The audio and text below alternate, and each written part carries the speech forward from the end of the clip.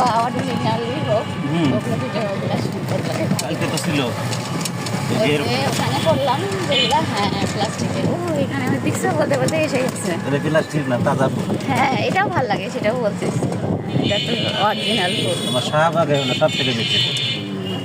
হ্যাঁ ফুলপট্টি বগুড়ার মতো না? খালি ফুল পট্টি না, ওখানে কোটি কোটি টাকার ফুল। বগুড়ায় গেলে ওই যে ফুলপট্টির ওখানে যাই, ওখানে ভিডিও করি।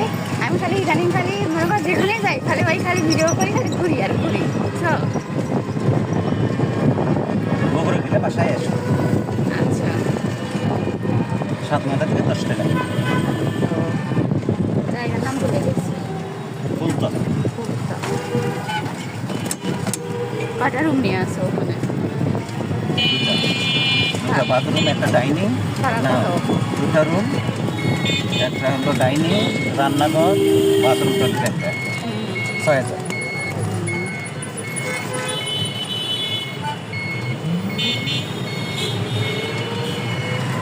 কারেন্ট বিল আমার,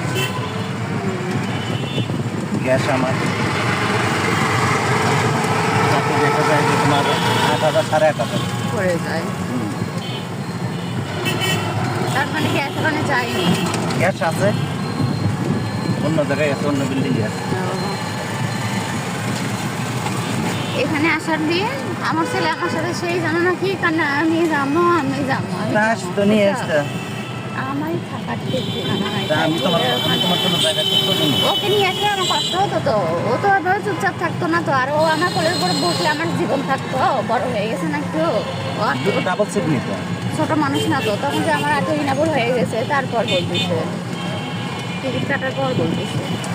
তো এখন আম্মা পরে বলতেছে যে তোমার আম্মা তো আর ইয়ে করতে যাচ্ছে না, বেড়াতে যাচ্ছে না বা শপিং করতে যাচ্ছে না, পরীক্ষা দিতে যাচ্ছে, তাও ধরো এই কান্না।